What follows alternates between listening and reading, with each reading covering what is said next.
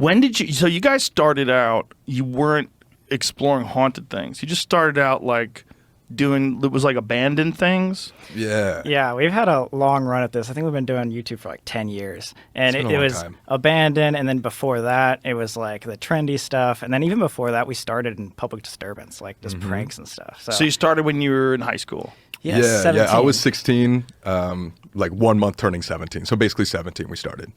And just for fun.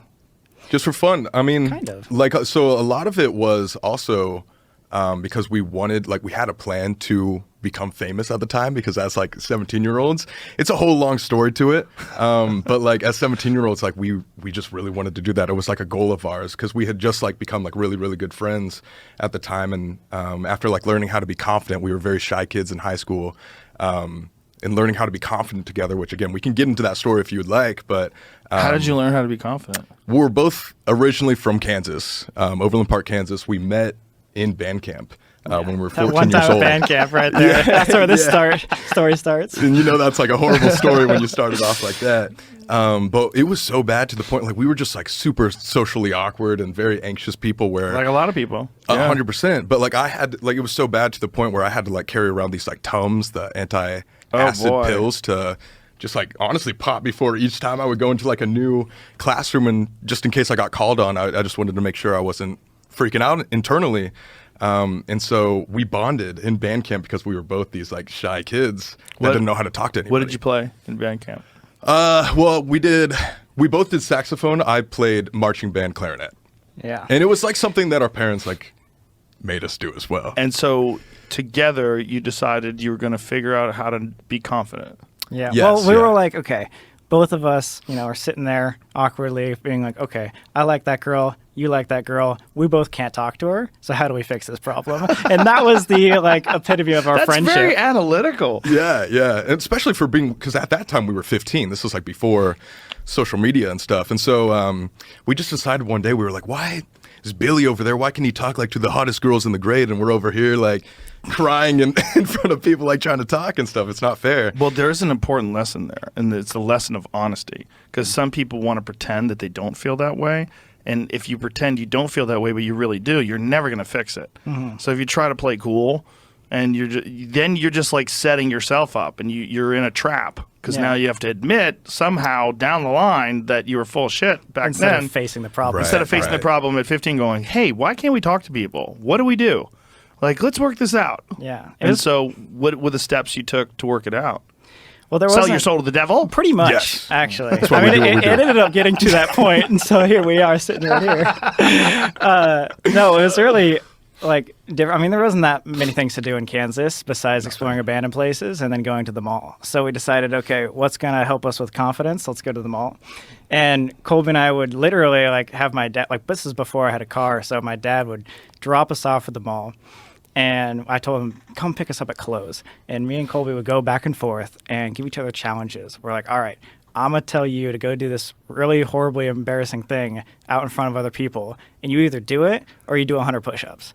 And then he'd say yes or no. And I was like, okay. And then vice versa. And we go back and forth. And basically, the goal is just to put ourselves out of our comfort zone as much as humanly possible. And again, I think the only reason we were able to like make this work is because we had like a brand new friendship. And so there was part of me that I was like, I can't let this guy think I can't do this. You know what I mean? And vice versa. And so, yeah, like we were just looking up YouTube videos, like honestly, like as embarrassing as it sounds, like how to pick up girls, how to talk to people, like how to be more social and stuff like that.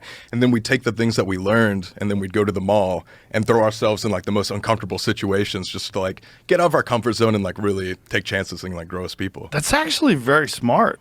That's the way to do it, because people are terrified of those interactions with people that make you uncomfortable. But if you just like seek them out over and over again, you eventually get comfortable being uncomfortable. Get used to it. It's Yeah. really smart. Yeah, At seeking 15 too. failure and stuff like that. Like, if you are comfortable with failure, then you can do anything. Because then Yeah. you just keep failing until one day you succeed. The problem with failure is a lot of times people let it define them. Like they think of themselves as a failure because of not succeeding. Instead of thinking of yourself as a human being who's learning and growing, you think of yourself like, oh my God, I'm the guy who dropped the ball. Yeah. I'm the guy who crashed the car. I'm the guy who did these things. You think of yourself as a failure. I'm the guy who flunked out of school. I'm the guy who, the girl broke up with me. You start thinking of yourself as like a person who fails. You don't think of failure as like if you're playing a game and you're learning a game, what you're doing is you're trying to figure out how to be successful, but you're still you, right? You're still the same thing. But when you fail enough times, it stains your brain and hurts your feelings so much that you can self-define. And then you put parameters and boundaries up, and you define yourself as a failure. That's what's really dangerous for people. Yeah. That's why you got to get back on the horse. That's why people say, you fall off the horse, get back on the horse. You got it, which is terrible advice, by the way. If you fall off a horse, you might fucking die falling run off. away. You might break your back a little. Yeah, you can break your back.